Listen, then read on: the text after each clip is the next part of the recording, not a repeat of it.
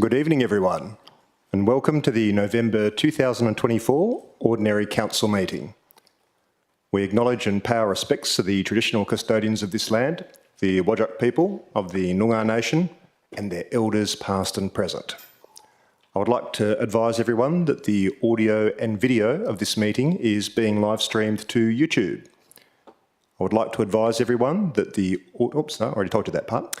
I request that everyone please turn off your mobile phones. I remind you that any recording of the meeting proceedings and photography within the chamber is prohibited unless prior approval has been granted, and councillors and city officers are reminded to disclose any declarations of financial interests and interests affecting impartiality and are requested to activate their microphones when addressing the meeting. So, with that, we move to item 1, which is the declaration of opening. And I declare this meeting open at 1 minute past 6 p.m. Item 2 is a disclaimer. The City of South Perth disclaims any liability for any loss arising from any person or body relying on any statement, discussion, recommendation or decision made during this meeting. Item 3 is announcements from the presiding member. And tonight is the first of the reports being presented by me on the mayoral engagements and meetings attended by me in my capacity as mayor since the last council meeting. This is the first time I'm doing this, so I'm going to do my best to comply with last month's resolution, but I'd be very happy to hear any feedback that anyone might have offline after tonight's meeting. So the first part of the report is going to be the requested summary of the events and meetings that I've attended. The second part of the report will be the requested overview of the key issues, initiatives and matters that I've been addressing in my capacity as mayor since the last council meeting. So the October Ordinary Council meeting was held on Tuesday, 22 October. So I'll kick off on the first part of report starting from Wednesday, the 23rd of October.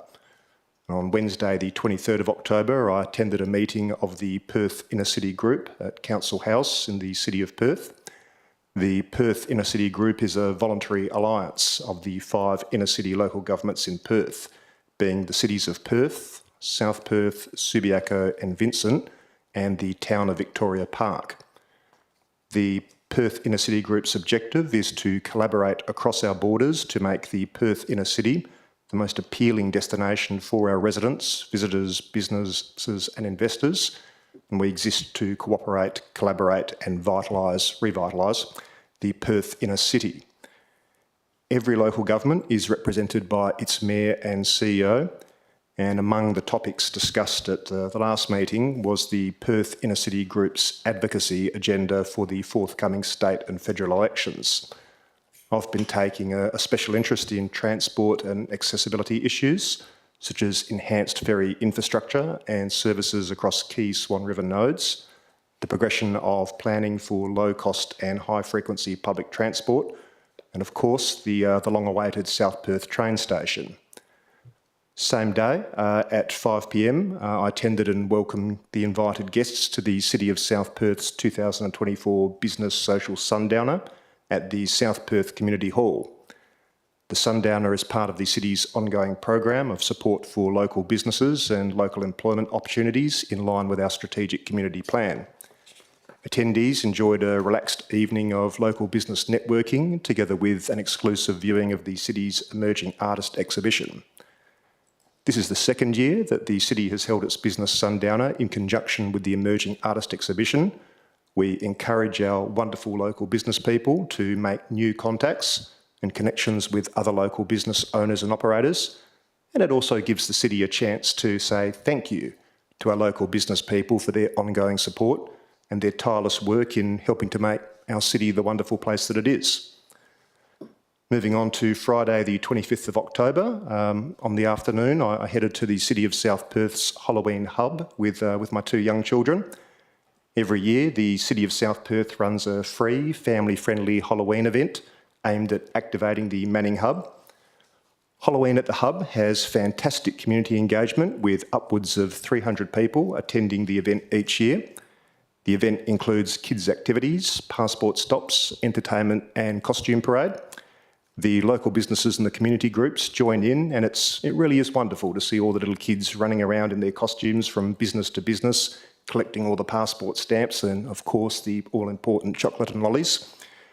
Now, normally I would help with judging the costume parade, but given that my kids were participating as the world's cutest vampire and Minecraft warden, respectively, I did abstain from the judging duties and simply helped out with handing out prizes to excited winners and thanking our wonderful supporters. That brings us to Monday the 28th of October. I had the regular weekly meeting with the City's CEO on Monday the 28th of October. That's part of our ongoing weekly meetings. Most of you, are, if not all, are probably all aware that I meet with the CEO at least once a week to discuss the local government's affairs and the performance of its functions in line with Section 2.8 of the Local Government Act. And also that afternoon I met with the City's CEO and the City's communications team. We do that. We meet once a week to discuss current and upcoming communications by the City, potential third-party media inquiries relevant to the City, and my duties as my role as spokesperson for the City. That brings us to Thursday the 31st of October. I caught up with the Mayor of Victoria Park, Karen Vernon, on the morning of the 31st of October. We caught up at local business Our Ruby Girl.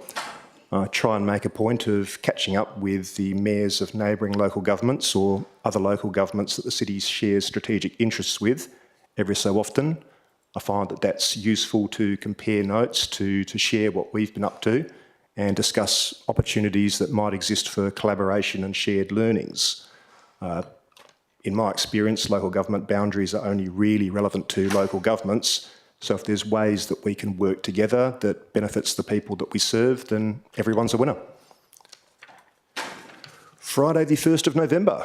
So at 1:30 p.m. on Friday the 1st of November, the City CEO and I met up with the Liberal Party's candidate for the federal electorate of Swan, Mr Mick Fells. The topic of the meeting was the priorities for the people of the City of South Perth and what our community would like to see in terms of funding commitments from the federal government. Mr Bradford and I are also due to meet up with the federal member for Swan, Ms Anita Mascarenhas, MP, shortly for exactly the same reason. Same day, 1st of November, at 3:30, I was interviewed by Oliver Peterson on 6PR Radio about Council's resolution to seek support from the Department of Biodiversity, Conservation and Attractions and other relevant government agencies for the advertising of an expression of interest for a temporary floating food and beverage venue to be moored at Coode Street Jetty. And same day, Friday 1st of November at 7 p.m, I attended the Pagoda restaurant in Como for the Lions Hall of Fame dinner. For the last few years, Lions have asked me to help out with the judging of nominees for the Western Australian Lions Hall of Fame. It's a privilege to play a small role with such a wonderful community organisation who do so much, not just for people living in the City of South Perth, but for people all over the world. I was also asked to present a toast to Lions Club International, and of course I was just too happy to oblige. Monday the 4th of November, I met with the City CEO and the City's communications team, much the same details as the previous entry from the previous week. Tuesday the 5th of November, I met with the City CEO for our weekly meeting. Wednesday the 6th of November, I was interviewed live on ABC Radio, bright and early in the morning. The interview was live from Minderup on the South Perth foreshore, and Mark Gibson and I had a chat about what makes our city one of the best places in the world for people to live, work and play. I had the opportunity to let listeners know about the return of the Streets food vans to the South Perth foreshore. That kicked off last week, of course. We talked about the City's Christmas Carols event with the Lions Club of South Perth and the Lions Big Band. That's scheduled for Sunday the 8th of December. We talked about the Southside Summer Festival returning at the end of January from the 29th of January through to the 5th of February, and the return of South Perth Sounds at Sir James Mitchell Park on the 22nd of February. We seemed to get quite a good of feedback for that interview, so that was nice. Friday the 8th of November, I attended the Collier Primary School Assembly in the morning and had the honour of presenting some commendations to some very worthy students who had gone above and beyond. I won't mention their names here, but there were three wonderful students who had held a hot chocolate stall to raise money for their school. There was an amazing young man who raised a very significant amount of money for motor neuron disease research, and a very talented lady whose dedication and creativity has resulted in her being accepted into a specialist arts program, which was just lovely. Same day, 8th of November, at 6:30 p.m, I attended, my wife Belinda and I attended the 2024 Camco Engineering Mayor's Charity Gala Dinner at the City of Canning. The event was sponsored by Camco Engineering, Brooks Hire Services, Canning Vale Toyota, Maddington Toyota, Westfield Carousel, Paywise, Major Motors, Komatsu, Perth Markets Groups Limited, Indev WA and Totally Workwear Cannington, and supported by a legion of local businesses that I won't mention for time constraints. Far too many attendees for me to mention here, but some of the more, I suppose, well-known attendees included Dr. Jags Krishnan, MLA, Member for Riverton, representing the Premier, the Honourable Neil Thompson, MLC, Member for Mining and Pastoral Region, Lord Mayor Basil Zemplis from the City of Perth, Mayor Teresa Lyons from the City of Gosnells, Mayor Ruth Butterfield from the City of Armidale, Mayor Philomena Fiferati, the City of Bayswater, Mayor Karen Vernon from the town of Victoria Park, Councillor Paige McNeil, the President of the Shire of Mundaring, Councillor Karen Chappell, the President of Walga, Nick Sloan, the CEO of Walga, Nur Eliza Jamal Zainal, the Consul General of Malaysia, Ting Chen, the President of the Changhua Association, Deepak Sharma, the President of the Indian Society of Western Australia, Michael Littleton, the CEO of the City of Canning, Glenn Dougal, CEO of the City of Fremantle, and Kane Blackman, the CEO of Good Semis. The evening was a tremendous success, raising over $85,000 for Good Semi Enterprises, and I understand that funds raised will support new initiatives including the delivery of traineeship programs in Canning schools for students with disabilities. So big congratulations to Mayor Patrick Hall and his outstanding team for that incredible initiative. Very worthy cause. Sunday the 10th of November at 11:30 I attended the recommissioning of the Scouts WA EcoCat. The ceremony was held at the Scouts Water Activity Centre opposite Olives Reserves in Como. The EcoCat has been specifically developed to provide sailing adventure days for Joey Scouts, they're aged between 5 and 8, and Cub Scouts aged between 8 and 11. It's Scouts WA's first electric vessel, so no fuel, no fumes. It was really nice to see so many young people, and I must confess, adults, enjoying their first sailing adventure on the EcoCat. I won't go through all the attendees, but it was attended by our local State Member of Parliament, Mr Jeff Baker, MLA. Same day, Sunday the 10th of November, was the 4 p.m, was the Alzheimer's WA Walk to Remember. So I joined nearly 600 walkers, volunteers and Alzheimer's WA staff for the inaugural Twilight Walk to Remember on the South Perth foreshore. The Twilight approach was a new approach this year, but the Walk to Remember has been running since 2012 and has raised over $300,000 for the 48,000 Western Australians living with all types of dementia. It continues to raise essential funds to support people living with dementia, enabling Alzheimer's WA to continue providing specialised care and services to the WA community. On behalf of the city, it's a real pleasure to be hosting the Walk to Remember and see it grow each year. Some of the more well-known attendees included Alzheimer's WA Chair Professor Warren Harding, Alzheimer's WA CEO Ella Dax, 7 News presenter and event MC Tina Altieri, and our local State Member of Parliament Mr Jeff Baker, MLA. Monday the 11th of November. So on Monday the 11th of November, the Victoria Park and South Perth RSL sub-branch and the City of South Perth hosted a Remembrance Day service at the city's Memorial Gardens. I had the honour of laying a wreath on behalf of the city to symbolise our community remembering and commemorating the sacrifices made by those Australians who have served in conflict. And I would like to thank everyone that attended the Remembrance Day memorial service. Same day, 11 November at 6 p.m, I presided over a meeting of the city's Audit, Risk and Governance Committee. As you all know, the Audit Committee is established under Section 7.1 capital A of the Local Government Act It meets on a quarterly basis and its role is prescribed by Regulation 16 of the Local Government Audit Regulations 1996. We had two representatives from the Office of the Auditor-General in attendance for the first part of the meeting, being Ms Carly Ma, Acting Senior Director of Financial Audit, and Mr Spencer Masenda, Audit Manager, Financial Audit. Ms Ma and Mr Masenda spoke to the Office of the Auditor-General's audit of the City's financial statements for the 2023/24 financial year and answered questions from the committee. The minutes are available on the City's website, but so I'll simply note that I'm very pleased that the OAG has once again issued an unqualified audit opinion with no adverse findings in the Auditor-General's, Independent Auditor's report. This is the 6th year that the City's external audit has been performed by the WA Auditor-General, and it's clear that the City's financial position has improved dramatically over that period, particularly over the last 4 years.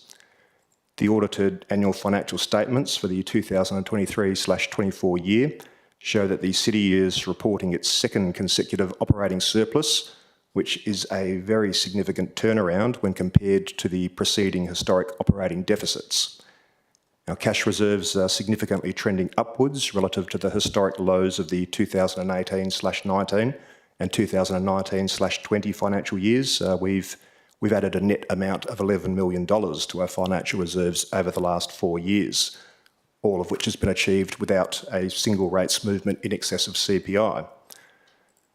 That's actually a really great result, and I would, on behalf of Council, like to acknowledge Mr Bradford, Mr Adams and Mr Lecoq, and everyone involved in turning around the City's financial position. It hasn't been easy. In fact, it's been an enormous amount of work. What has been achieved is very much a team effort, and it's a credit to everyone involved. There's still a lot of work to do going forwards, and I guess there always will be, but the work done over the last few years has been absolutely critical to safeguarding the long-term financial stability of this city, as well as the essential public services and community amenity that we are responsible for providing. So, well done, team. I think our community can draw a lot of comfort from the 2023/24 financial statements and the OAG's report. 12 November, Tuesday the 12th of November, I met with the City CEO for our weekly meeting, and in the evening at 6 p.m. I presided over last week's council agenda briefing. Most of you were there, so I don't need to cover that in any detail. I hope not anyway. Thursday the 14th of November was the Curtin Local Government and Curtin Strategy meeting at Curtin University. So this meeting, as some of you know, is the latest in the ongoing meetings between Curtin University, the City of Canning, the Town of Victoria Park and the City of South Perth, and it very much focuses on how we can collaborate for the benefit of our communities. Friday the 15th of November, I attended the Como Secondary College class of 2024 valedictory ceremony at the University of Western Australia. I attended on behalf of the City of South Perth and helped present the Aspire Award to a very worthy student. Once again, far too many attendees for me to name here, but I will mention our State Member of Parliament, Mr Jeff Baker, MLA, our Federal Member of Parliament, Ms Zanita Mascarenhas, MP, the President of the Como Rotary Club, Mr John Cahill, amongst many, many others. And congratulations once again to the graduating class of 2024. It was an honour to be there for your very special night. Sunday the 17th of November, I was interviewed by John Burgess on 6PR Radio about e-scooters in the City of South Perth following Council's resolution at the last month's Ordinary Council meeting and the work that the City has been doing with the Perth Inner City Group concerning e-scooters over the last couple of years. And hopefully those listening found that segment positive and informative.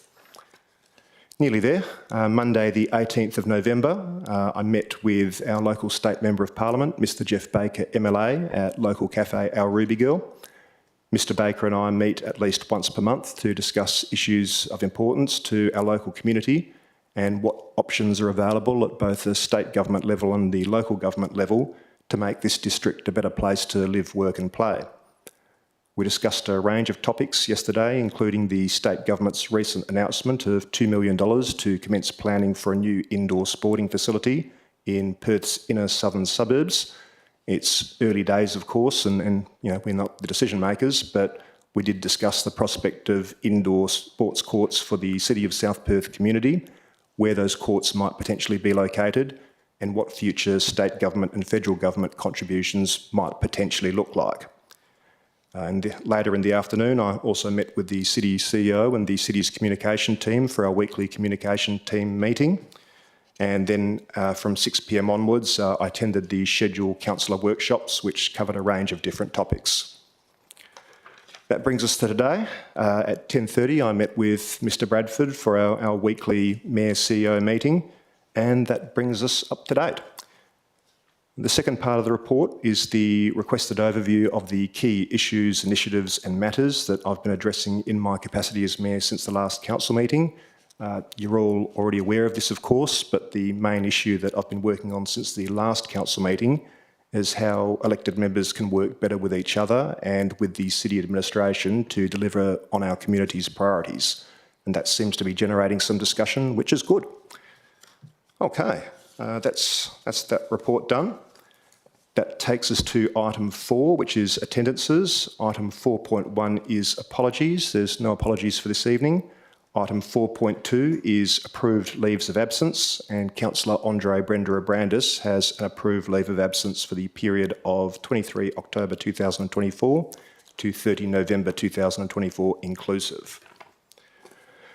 Item 5 is declarations of interest. Mayor Greg Milner, that's me. I've declared an impartiality interest in item 10.1.1 as I know several of the nominees, and I've previously served on the board of one of the nominees in a voluntary capacity. I've received an impartiality interest from Councillor Mary Choi in item 10.1.1 as some of the nominees are known to me.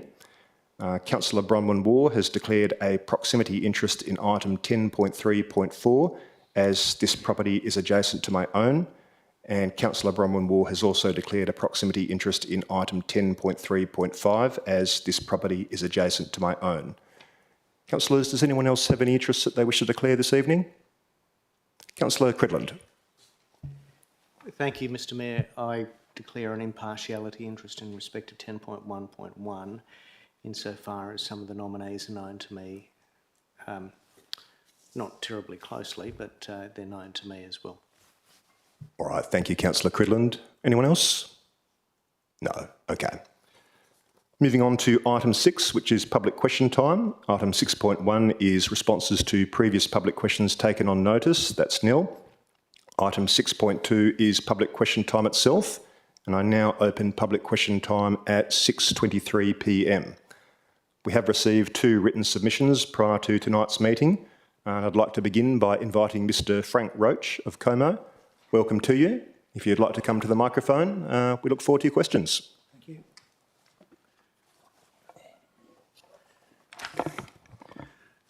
My preamble is the major land transaction business plan Collier Park Golf Course proposes that the city lend the operator and lessee of Collier Park, Club Links, $8 million over 10 plus years to finance their capital contribution towards Collier Park's redevelopment. This would mean if the city wanted to take action either under the operator agreement or lease, if Club Links weren't performing, they would also have to consider the balance of the loan outstanding at that time. In a worst case scenario, the action would place the balance of the outstanding loan at risk. While Club Links owes the city millions, they have an advantage, or they would have an advantage in any negotiations on the operator agreement and lease. My question 1 is, does the city believe that having Club Links as a borrower for $8 million from it will compromise their ability to manage the operator agreement and lease they have with Club Links on a normal basis? Thank you for the question. Mr. Adams. Thank you for the question, Mr. Roach. And we have prepared a response to your submission on the business plan, which will be presented to Council at the December meeting. But in answer to your question, no. And the reason being is that Club Links is not borrowing $8 million from the city. The city will be funding the development through a WATC loan, and Club Links will be paying an increased revenue share back to the city until such time as their share of the loan plus the interest plus a premium has been repaid. There's no direct loan from the city to Club Links. the city maintains ownership of the buildings and control of the land via the development agreement, course controller agreement and lease agreement. And all of those agreements will have cross-termination clauses in them. So there are protections there for the city, and there is no risk in terms of us having a loan outstanding with Club Links. Thank you, Mr Adams. Your second question, Mr Roach. When the recommendation was made to the December 23 council meeting to accept the proposal from Club Links, was the city aware that Club Links would require 10 plus years to make their $8 million capital contribution and would require the city to fund the full development cost in the interim? Thank you for the question. Mr Adams. Yes, the city was and council was. There were a number of proposals put forward, and all of those proposals were subject to rigorous financial modelling. And the best overall outcome for the city resulted from the Club Links proposal, which provided for the highest returns to the city over the life of the agreement. The first 10 years showed a higher revenue share being paid to the city in order to repay Club Links' share of the capital cost. Council accepted the tender with the full understanding of how the project was to be funded. And it should be noted that this method of funding also reduces the risk by eliminating the need for a third-party financier to take any security over the golf course assets. There were a number of different proposals put forward where different funding arrangements and different capital contribution amounts were put forward. All of those were modelled, and this particular proposal that we put before council gave us the best overall result and what we considered to be the least risk. Thank you. Thank you, Mr Adams, and thank you, Mr Roach, for the questions. I'd now like to invite Mr Barry Drake of South Perth, if you'd like to come to the microphone. Welcome to you, and we look forward to your questions.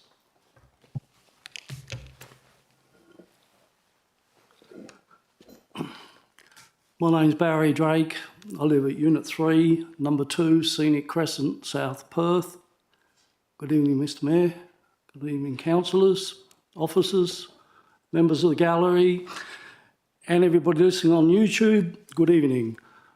My questions this evening are about the sporting facilities that the City of South Perth want to establish on Sir James Mitchell Park, so that Wesley College can relocate their activities to Sir James Mitchell Park.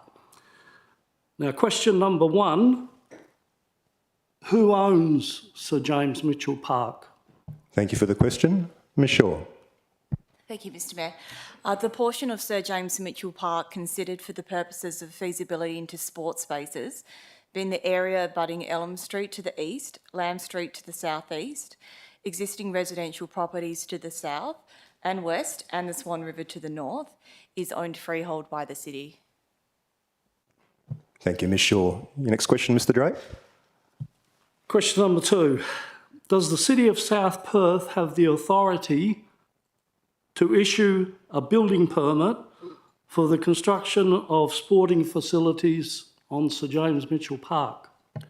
Thank you for the question. Ms Shaw. Thank you, Mr Mayor.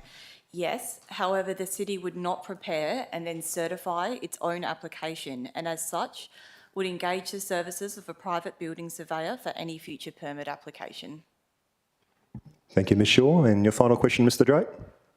Question number three, the council elected to have a feasibility study done, and that was last December at the meeting. It was attended by a lot of people. Who is doing the feasibility study for the City of South Perth to enable the city to develop sporting facilities on the park for Wesley College? Thank you. Ms Shaw. Thank you. The city is managing this project, and it is not a joint proposal with Wesley College. The city is in the process of procurement for this project and is yet to appoint a consultant to undertake the geotechnical investigations. Should the site be suitable for development of sports spaces, the city will determine which sports are appropriate before liaising with community groups, local sporting clubs and schools as to the use of the reserve. Thank you, Ms Shaw, and thank you, Mr Drake, for the Thank you very questions. much. Okay, I'm just going to check with governance to see if there's any late questions in the tray. There is not. Okay. In that case, I now close public question time at 6:30 p.m. That brings us to item 7, which is confirmations of minutes and notes. Item 7.1 is minutes. Item 7.1.1 is the ordinary council meeting held on 22 October 2024. I'm about to look for a mover and a seconder to move and second that the minutes of the ordinary council meeting held on 22 October 2024 be taken as read and confirmed as a true and correct record. Can I have a mover, please? Councillor Coveney, thank you. A seconder? Councillor D'Souza, thank you. Councillors, does anyone oppose this? No? Then I'll simply declare it carried unanimously using my powers under the standing orders. Item 7.2 is notes of briefings. So I'll call for someone to move that council notes the following council briefings and workshops were held. Item 7.2.1, concept briefings and workshops, and item 7.2.2, council agenda briefing dated 12 November 2024. Could I have a mover, please? Councillor Coveney, thank you. A seconder? Councillor D'Souza, thank you. Does anyone oppose this, councillors? No. Okay, then I'll declare that carried unanimously. Item 8 is presentations. Item 8.1 is petitions. That's nil. Item 8.2 is gifts or awards presented to council. That's nil. Item 8.3 is deputations, and there were no deputations at the council agenda briefing held on 12 November 2024. That takes us to item 9, which is a method of dealing with agenda business, and I'll now seek confirmation from the Chief Executive Officer, Mr Mike Bradford, that all the report items contained in tonight's agenda were discussed at the November council agenda briefing. Mr Bradford. That's correct, Mr Mayor. Thank you, Mr Bradford. So, with the exception of the items to be withdrawn for discussion, reports will be adopted by exception resolution. And by this I mean the officer recommendation will be adopted as is without discussion or amendment. The following items have been withdrawn for this evening. The first is item 10.3.1, entitled Draft Local Planning Policy, Unhosted Short-Term Rental Accommodation Advertising, and revocation of policy 350.18, short-term accommodation. The reason for that is Councillor Bronwyn Moore has an alternative motion. We're also withdrawing item 10.3.4, entitled Proposed Change of Use, Multiple Dwellings to Unhosted Short-Term Rental Accommodation, Lot 3 of 45 Mary Street, Como. The reason for that is Councillor Bronwyn Moore has a proximity interest. And we're also withdrawing item 10.3.5, entitled Proposed Change of Use, Multiple Dwelling to Unhosted Short-Term Rental Accommodation, Lot 4, number 4, 45 Mary Street, Como. And once again, the reason is Councillor Bronwyn Moore has a proximity interest. Councillors, does anyone wish to withdraw any other items for discussion this evening? That's a no. Okay. In that case, I will now call for a mover and a seconder to carry the following items by exception resolution. So that's 10.1.1, City of South Perth 2025 Aspire Community Citizen of the Year Awards, Nominations, Assessment and Recommendations. Item 10.3.2, Proposed Change of Use, Multiple Dwelling to Unhosted Short-Term Rental Accommodation, Lot 40, number 310 of 29 Melville Parade, South Perth. Item 10.3.3, Proposed Change of Use, Multiple Dwelling to Unhosted Short-Term Rental Accommodation, Lot 26, number 14 of 240 Mill Point Road, South Perth. Item 10.3.6, Proposed Change of Use, Single House to Unhosted Short-Term Rental Accommodation, Lot 800, number 16, capital D, Greenock Avenue, Como. Item 10.3.7, Proposed Change of Use, Grouped Dwelling to Unhosted Short-Term Rental Accommodation, Lot 1, number 1 of 22 Anstey Street, South Perth. Item 10.3.8, Proposed Change of Use, Grouped Dwelling to Unhosted Short-Term Rental Accommodation, Lot 4, number 4 of 22 Anstey Street, South Perth. Item 10.3.9, E-Quote 16 of 2024, cleaning of stormwater drains and other services. Item 10.4.1, listing of payments, October 2024. Item 10.4.2, monthly financial statements, October 2024. Can I have a mover, please? Councillor Coveney, thank you. A seconder? Councillor Navard, thank you. Councillors, does anyone oppose any of these items? That's a no? Okay. In that case, those items have just been passed by exception resolution in accordance with clause 5.5 of the City of South Perth Standing Orders Local Law 2007, and the officers' recommendations have been accepted by Council. We'll now be moving on to the first of the reports identified to be withdrawn for discussion this evening. First of which is item 10.3.1, entitled Draft Local Planning Policy, Unhosted Short-Term Rental Accommodation Advertising and Revocation of Policy P350.18, Short-Term Accommodation. The reason for that is Councillor Waugh has an alternative motion. Councillor Waugh, did you wish to move your alternative motion right off the bat? Yes, please. Thank you, Mr Mayor. All right, if you can please read your alternative motion then, and then we'll see about a seconder. Thank you. My alternative motion is that Council, pursuant to Schedule 2, Part 2, Clause 4.1 of the Planning and Development Local Planning Schemes Regulations 2015, advertises draft local planning policy unhosted short-term rental accommodation at Attachment B, subject to the following amendments.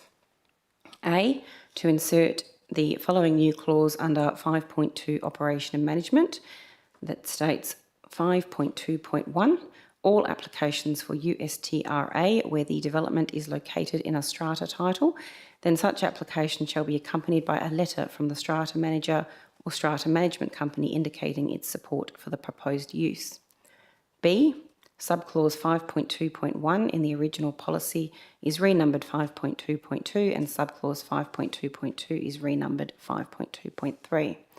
C, insert the words and an alternative USTRA manager after the word manager and before the words to neighbouring property owners in clause 5.2.2b2. D, replace the words unhosted STRA development with USTRA development in subclause 5.5.2. And E, insert an additional clause 5.6 titled Location Requirements as follows. 5.6.1, proposals will generally not be supported unless they are A, within 200 metres of the Perth Zoo site, B, within 400 metres of a neighbourhood centre zone, or C, within 400 metres of a centre zone. 5.6.2, proposals for USTRA within these locational areas shall demonstrate that the use is compatible with and will not negatively impact the amenity of surrounding uses by addressing the following criteria. A, ensuring there is a sufficient distance and separation from the outdoor living areas of the USTRA and that of the adjoining properties to minimise noise disturbance by guests. And B, ensuring car parking areas are located and designed in a manner that is respectful of neighbours, taking into account light and noise from late arrivals and departures. 5.6.3, the City will generally not support proposals located in isolated locations such as cul-de-sac streets or in rear grouped dwellings. And 5.6.4, in locations where objections to the development is received from neighbours, any proposal granted must first be time-limited approval for 12 months to properly assess the impact on the neighbours and the amenity. Thank you. Thank you, Councillor Waugh. Councillors, would anyone like to second Councillor Waugh's? Councillor Coveney, there we go. Councillor Waugh, the floor is yours for your reasons. Thank you, Mr Mayor. So I'm proposing the amendments to the unhosted short-term rental accommodation policy this evening because the changes aim to balance the opportunities that short-term rentals offer with the need to protect the amenity of our residential areas and the rights of our community members. A key aspect of these amendments is the introduction of locational criteria requiring that unhosted short-term rental accommodation be located within 400 metres of a neighbourhood centre zone or a centre zone. This approach takes into account the findings of the 2019 Parliamentary Inquiry into short stay accommodation, which emphasised the importance of aligning such developments with areas of high tourism value and visitor demand. So for those of us councillors who aren't quite sure where this is located, I did have a quick look at our scheme map before we came out this evening, and I did note that we have a centre zone at the Peninsula, Canning Bridge and Technology Park, and we also have 5 neighbourhood centre zones at Angelo Street, Meadowvale Shopping Centre, Preston Street, Village Green Shopping Centre and Welwyn Ave Shopping Centre. So in addition to protecting the residential areas, this locational requirement also provides a significant benefit to our local businesses and to our community. By encouraging short-term rentals within a 400-metre radius of these zones, which is considered a walkable catchment, we increase the likelihood that guests will utilise nearby shops, cafes and services. This supports the local economic activity and helps our small businesses thrive, reinforcing the vibrancy and sustainability of our neighbourhood centres and our community hubs. The amendments also seek to strengthen the management and operational standards. One proposed change requires the nomination of an alternative manager who can be contacted to step in the event that the primary manager is unavailable. This ensures that any issues can be addressed promptly, protecting both the experience of guests and the amenity of the neighbours. Further, the amendments to the policy include measures to minimise disturbances to adjoining properties. So, for example, outdoor living areas should be located thoughtfully to prevent noise issues, and car parking areas should be designed to respect neighbouring properties by considering light and noise impacts, particularly from late arrivals or departures. The amendments also continue to discourage proposals in isolated locations such as cul-de-sacs and rear group dwellings, reflecting the challenges of managing impacts in areas with limited access and oversight. In cases where neighbours object to a proposed short-term rental, the policy allows for time-limited approvals of 12 months, and this provides the City with the opportunity to assess the actual impacts of the use and determine whether it is appropriate to renew the approval. So in summary, these amendments aim to provide greater clarity and fairness while preserving the integrity of our neighbourhoods, and by focusing on short-term rentals in appropriate locations, we not only protect the residential amenity, but we also encourage economic activity that benefits the broader community. So tonight I encourage all of my fellow councillors to support these amendments as they reflect a measured and a thoughtful response to the ongoing challenges of managing short-term rental accommodation within our city. Thank you. Thank you, Councillor Waugh. Councillor Coveney, you're the seconder. Would you like to speak? Yes, please, Mr Mayor. My support for stronger restrictions for unhosted short-stay accommodation shouldn't come as any surprise, given I've repeatedly backed motions proposing this for over the last 12 months. My reasons for that support remain the same. Residents tell me they want their sense of community preserved. They want to know their neighbour. They want their kids to know their neighbour's kids. They want to live next door to someone who shares the same sense of community responsibility as they do. Someone that's conscious of noise, conscious of cleanliness, conscious of what is and what isn't acceptable behaviours. On too many occasions, residents have told me that they're getting the raw deal with unhosted short-stay accommodation. Visitors coming at all hours of the day and night, making loud noises, throwing parties, reversing into their bins and fences, being aggressive and in some cases selling drugs. Unhosted short-stay accommodation benefits the owners of these properties, but what about the 99% of our residents who actually live here? What's in it for them? We must stand up for our community. It's what we're elected to do. As a prime target for unhosted short-stay accommodation, given just how awesome our city is, we can and should be leaders in this compliance space. So I encourage you all to back Councillor Waugh's common sense amendments. Thank you, Councillor Coveney. Councillors, is there anyone who wishes to speak against the alternative motion? I might ask a question. I guess it's to Ms Shaw.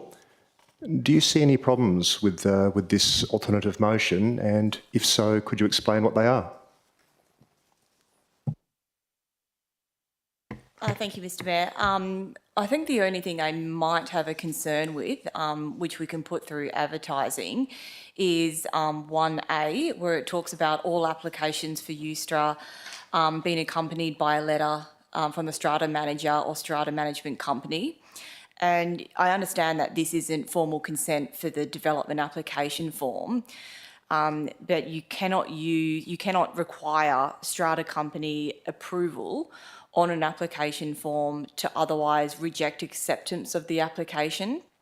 So what would happen is that we would still be required to accept a development application even if it wasn't signed by the strata company or accompanied by a letter in support of it. And then we would then need to apply the provisions of the policy if it was adopted. And if that was still contained within the policy, it would be a variation which would then require consideration by council. So we would be in a situation where council would be needing to make a decision on whether or not it refuses an application for Eustra, where the applicant hasn't provided a letter accompanying it showing support from the strata company, despite the fact you cannot prevent acceptance of the application because the Council of Owners or Strata Management Company hasn't been signatory to the application. So just for that one there, I would just maybe consider whether or not that's actually required, given it's not a requirement to lodge the development application in itself. In terms of the provisions for the time-limited approval, there are some cases where time-limited approvals have been supported on the basis that the time-limited approval would otherwise provide for the use to be consistent with the objectives of the zone. So, for example, workforce accommodation, where a 5-year approval has been provided because providing accommodation in an industrial zone wouldn't otherwise be consistent with the objective of the zone. I would be concerned that short-term rental accommodation could arguably be consistent with the objectives of the residential zone. But more importantly, if the use is not considered capable of approval because it has potential amenity impacts, our preference would be that the application is instead just refused in the first instance. If it's a case where it's capable of approval subject to compliance with the management plan to address the amenity impacts, it would then be a case where it should just be approved, and compliance with the management plan would be something that our planning compliance team can ensure happens in perpetuity. And if at any point in time the operator did not comply with the management plan and there were issues associated with the use of the site for that purpose, we could then undertake prosecution for not complying with the requirements of the condition to ensure compliance with the management plan. The benefit of taking that approach is that we wouldn't end up in a situation where we have development applications that the city then has to monitor to see in 12 months' time that they have to resubmit the application. They would be coming back to council arguably every 12 months. With the separate new registration scheme with DEMAs, the applicant would then be having to re-register in 12 months' time as well. So our preference would be that it's either approved or not, and if it's approved, we just undertake normal planning compliance instead of having a temporary approval. Thank you, Ms Shaw. I guess a follow-up question I've got is clause 5.6.1 of the redrafted policy says that proposals will only be considered if they're within 200 metres of the Perth Zoo site, within 400 metres of a neighbourhood centre zone, and within 400 metres of a centre zone. What's the effect of that? So the effect of that is that if we received a development application for Eustra within the residential zone, which we can under the current land use permissibility within the scheme, we would then assess the application against the location requirements here. And if it was not within one of those locations that's prescribed within the policy, it would be a variation to the policy. And council could potentially then use that as the basis for refusing the application. The distances that have been provided in the alternative motion, some of them are consistent with what's typically accepted from a planning perspective as a walkable catchment. So you would usually have 400 to 800 metres. The 200 metres of Perth Zoo site isn't consistent with the walkable catchment, but what we would do is effectively assess the application against that criteria to see if it was within that location. In the report itself, I'd mentioned that notwithstanding any locational requirements that are contained within a local planning policy, because of the use is currently a D use, so it's a discretionary use at the moment under our scheme, it's proposed to be an A use under the scheme amendment that was initiated by council. We would still be required to consider the development application on its merits, regardless of the locational criteria. So I just want to make it known that notwithstanding locational requirements, that doesn't necessarily mean that that can be used as the sole basis for refusing the development application. Thank you. Councillors, does anyone wish... Councillor Cridland? Two things, Mr Mayor. Firstly, what you read out in relation to your question to Director Shaw, in respect of 5.6.1 is different to what's on the piece of paper in front of me. That's the first thing. Okay. Where have I gone wrong there, Governance? I'm looking at what I thought was on the hub previously. And ready. I can clarify. Oh, it got changed, did it?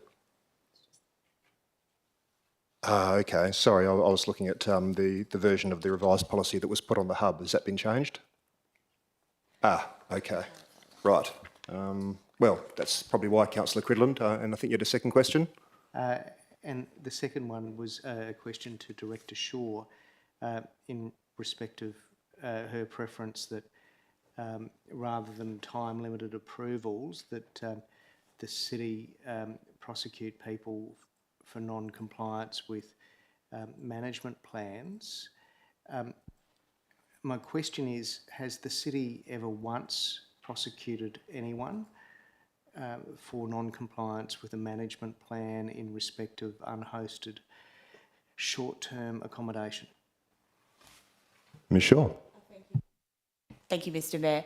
No, and what we've typically found is that where unhosted short-term rental accommodation has been operating without development approval, we've received complaints from the community.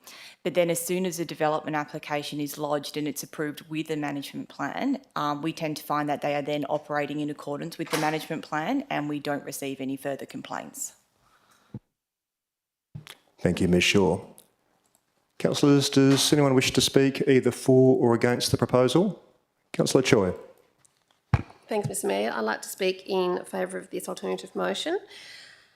This alternative motion, amongst other things, strengthens the management plan requirements for owners and managers of unhosted short-term accommodation, which I believe will either continue to or better reflect the community's expectations, especially those residents near such accommodation that may be potentially affected or impacted by the approvals. I also agree with tightening up the locational criteria as outlined and ensuring a policy remains in place during the requisite public advertising period, especially since we've had an influx of applications recently. I agree that we need to preserve the integrity of our residential neighbourhoods, and agree that these amendments are common sense ones. I would also like to thank Councillor Wall for bringing this alternative motion and for her continued efforts on this front with this subject matter, and I commend it to Council for endorsement. Thank you.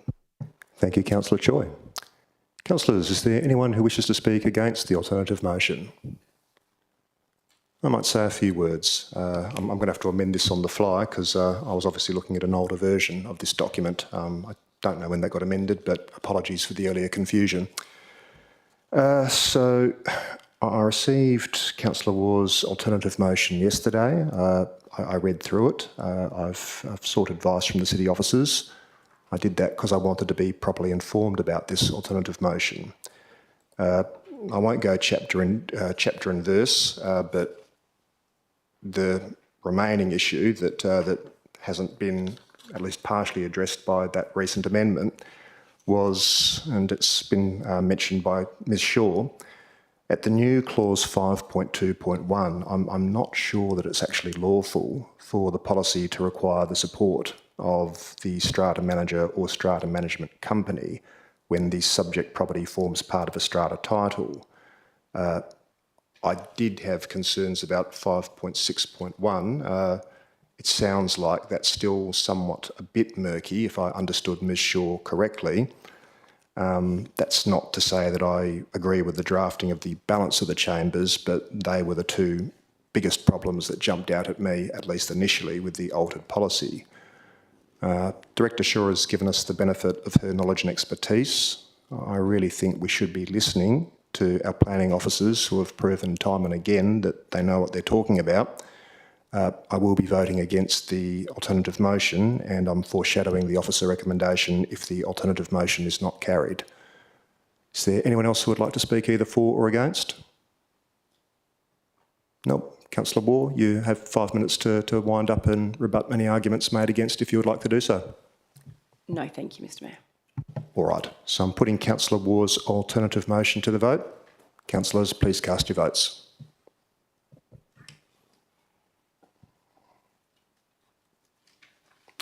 And the votes are in, and Councillor Waugh's alternative motion was carried 7 votes to 1. Those in favour were Councillor Choi, Councillor Coveney, Councillor Cridland, Councillor D'Souza, Councillor Navard, Councillor Prendeville and Councillor Waugh.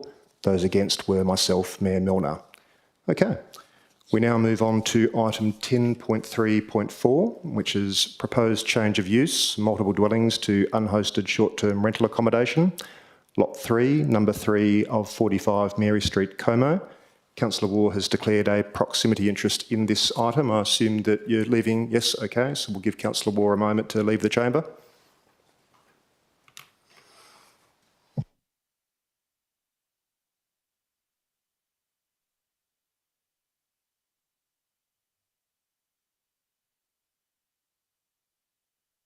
All right, so for the benefit of the recording, Councillor Waugh has now left the chamber.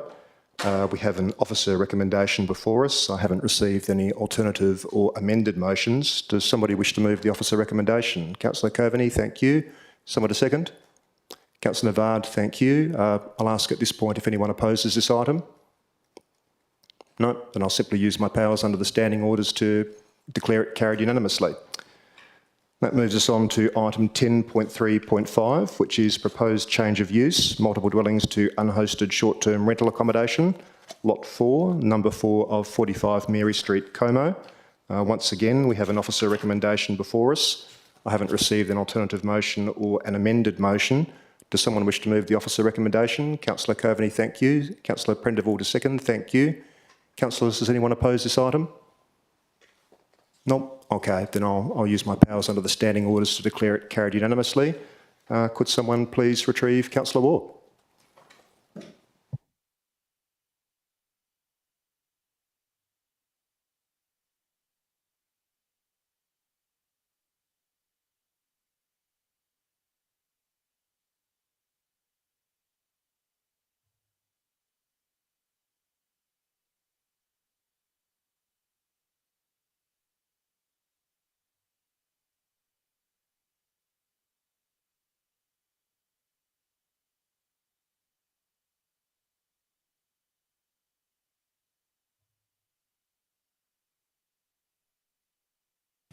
All right, and for the benefit of the recording, Councillor Waugh has rejoined us in the chamber.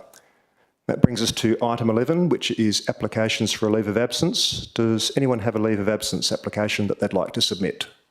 I think Councillor Prendeville was first there.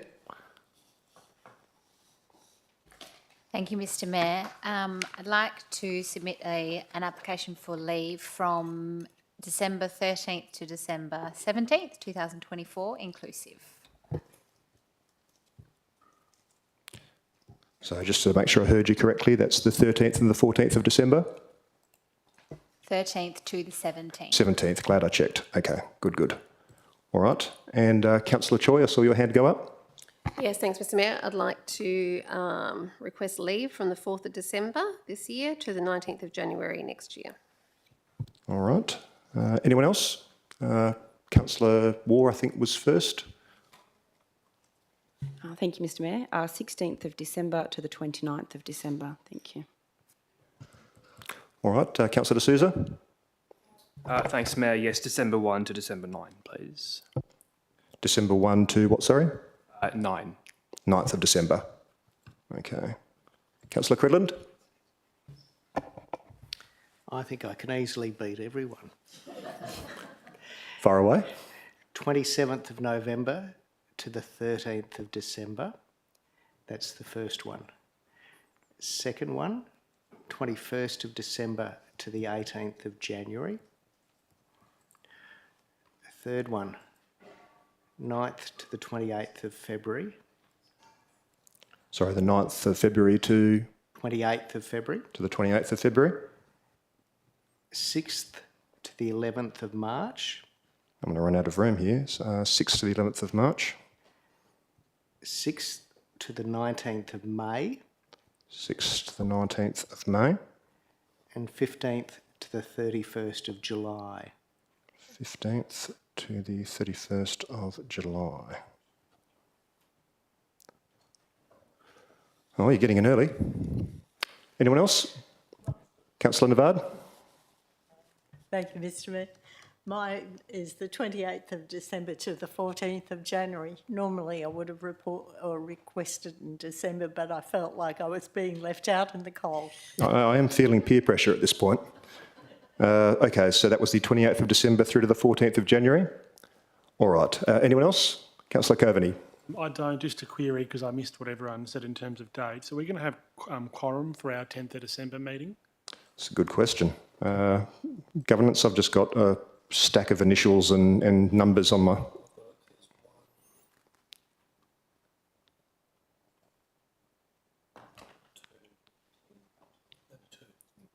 All right. Good. Okay, so do jump in if I get any of this wrong, councillors, because my page is rather less neat than what it was about a minute ago. So I'll start with Councillor Cridland. So I'm going to call for someone to move a motion that the leave of absence applications, plural, received from Councillor Glenn Cridland for the periods of 27 November to 13 December, 21 December to 18 January, 9 February to 28 February, 6 March to 11 March, 6 May to 19 May, and 15 July to 31 July. So far, so good, Councillor Cridland? Yep, so that's Councillor Cridland. Also from Councillor Jennifer Navard for the period of 28 December to 14 January. Also for Councillor Bronwyn Wall for the period of 16 December through to 29 December. Also from Councillor Blake D'Souza for 1 December through to the 9th of December. So good so far, everyone? Excellent. From Councillor Mary Choi for the period of 4 December through to the 19th of January. And from Councillor Hayley Prendeville for the period of 13 December to 17 December. Everyone's giving me nods? Excellent. Be granted. Could I have a mover for that, please? Councillor Coveney, seconded by Councillor Choi. Councillors, does anyone oppose any of that? Thank goodness for that. We'll declare that carried. Alrighty. Item 12 is motions of which previous notice has been given. That's nil. Item 13 is questions from members. Item 13.1 is responses to previous questions from members taken on notice. That's nil. Item 13.2 is questions from members. Councillors, any questions for the administration this evening? I think Councillor Choi was ahead by a heartbeat there. Thanks, Mr Mayor. Just a quick one around the bus shelter advertising. Does the city have an update for council on that, please? Ms Amprimo, is that your department? I will get back to you with further details, but I believe the document has been finalised and is awaiting going to the market. Thank you, Ms Amprimo. Councillor Navard, I saw your hand go up there. Thank you, Mr Mayor. My inquiries go to Director Amprimo, and it's related to some of the stresses to do with our vegetation. Has the city received notification from the state government on the strategy the state intends to apply in the metropolitan area to contain the spread of shothole borer? And there's a second bit to that, and to preserve the tree canopy as best it can. Thank you for the question. Ms Amprimo? Yeah, thank you, Mr Mayor. So the city is in regular contact with the Department of Primary Industries and Regional Development on their approach to eradicating the shothole borer. That is still their strategy, and they continue to pursue that. The actions that are taking place are broadly consistent as they've been for some time.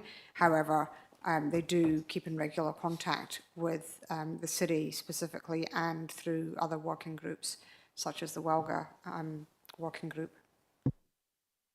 Thank you, Ms Amprimo. Councillor Choi?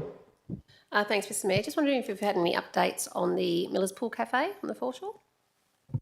Who should I send that one to? Ms Shaw? Yes? Thank you, Mr Mayor. We've been liaising with the applicant as to concept designs. They're preparing a document to be reviewed by the city's design review panel. So we're progressing towards a development application. Thank you, Ms Shaw. Councillor Coveney? I don't know who this is to, but I'm getting a lot of complaints about shopping trolleys for the Angelo Street Coles being left everywhere, like kilometres away from Coles, in all different directions. So it seems like someone is having a bit of fun, but can the city do anything about that? Is that our department? Ms Fry? Yeah, there is reporting mechanisms for it, and our rangers can actually go out and impound the trolleys. Thank you, Ms Fry. Councillor Navard? Thank you, Mr Mayor. This is to Director Imprimo, sorry. With the variations in weather patterns, including deluge events, greater heat intensity and infestation of the shothole borer, will the city be reviewing its approach to species selection and the grow out for the city nursery? Ms Amprimo? Yeah, thank you, Mr Mayor. So, in line with what we've detailed in the consultation process for the urban greening strategy, that is one of the elements that will be contained within the new urban greening strategy. Until that has gone through the public consultation process and ultimately been adopted by council, the city has put in interim arrangements whereby the plants that are grown on in the nursery and the work that's done by our environmental team have reviewed the species that we have, and we are phasing out those that we believe are likely to be considered unsuitable due to environmental factors such as drought tolerance, canopy cover and suitability for the location they're planted in, and their resilience to things like pests and diseases. So we are anticipating what might be adopted through the urban greening strategy and already changing what we grow. Thank you, Ms Amprimo. Any further questions, councillors? Councillor Navard? This is once again to Director Amprimo. At present, Sir James Mitchell Park has some areas of saline impacted vegetation, and this has occurred at times over many years, nothing new. How does the city deal with these patches and periods of saltwater egress into the parklands? Ms Amprimo? Yeah, thank you, Mr Mayor. So large sections of Sir James Mitchell Park are built on reclaimed wetland, so it's expected that parts of the park will experience seasonal impacts from saline water from the Swan River. That has always been the case, so nothing has actually changed there. Whilst the turf can be returned to healthy condition quite quickly after the winter inundation periods, we still do take steps to try and look at other options for that saline conditions. And that includes hydrozoning of the turf, where we plant different plants, planting native sedges and rushes that are adapted to the salty conditions, and also looking at how we manage setbacks for activities along the foreshore. Thank you, Ms Amprimo. Councillor Choi. Thanks, Mr Mayor. I'm just wondering if there's been any updates in regards to the pedestrian crossing, the new one on the corner of Anstey, or it's on Anstey Street, yeah, near Coles Local. Ms Amprimo? Yeah, thank you, Mr Mayor. So the final approvals process has been worked through with Main Roads WA. That design is likely to result in loss of parking, as indicated through the council workshops.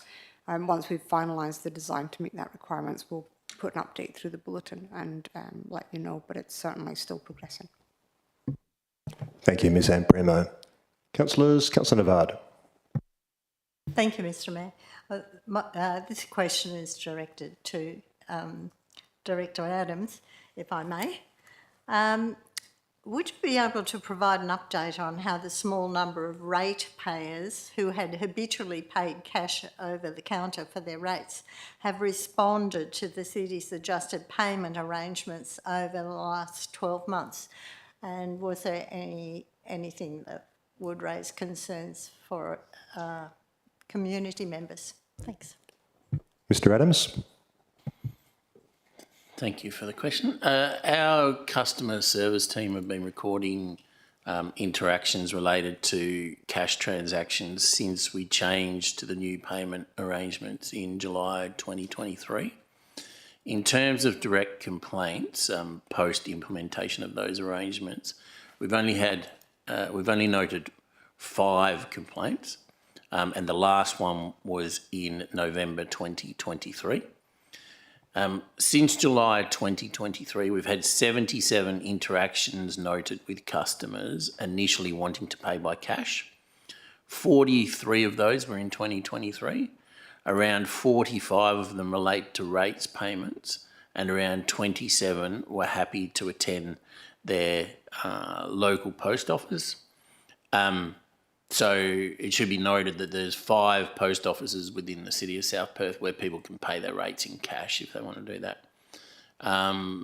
There were 5 occasions where there were extenuating circumstances and we accepted cash at the front counter, but only 2 of those related to rates payments. And one of them was because they'd underpaid when they'd paid at the Australia Post Office, and then the amount they were left with was too small to pay at the Australia Post because it has to be $25 and was under that, so they paid it through the front counter there. So there have been a few occasions where we've had to take cash, but for the most part, people have been happy to, if they want to pay cash, particularly for their rates, to go to a post office and do it because it's probably easier for most people than coming in here anyway.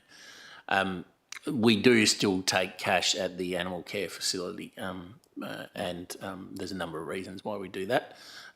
But the main amount of cash that we were holding was through the front counter, and a lot of one of the main reasons that we decided not to take cash through there was because of the security issues with having large amounts of cash on site. We no longer have those large amount of cash on site, so that's a good thing. Thank you, Mr Adams. Councillors, any further questions? No. Okay. That brings us to item 14, which is new business of an urgent nature, introduced by decision of the meeting, but that's nil for this evening. Item 15 is when we would ordinarily close the meeting to the public if there was any reason to do so, but there's not, so we won't. Which brings us to item 16, which is closure. So before I close the meeting, thank you all for your attendance and participation this evening. I declare the meeting closed at 7:12 p.m. Thank you all and good night.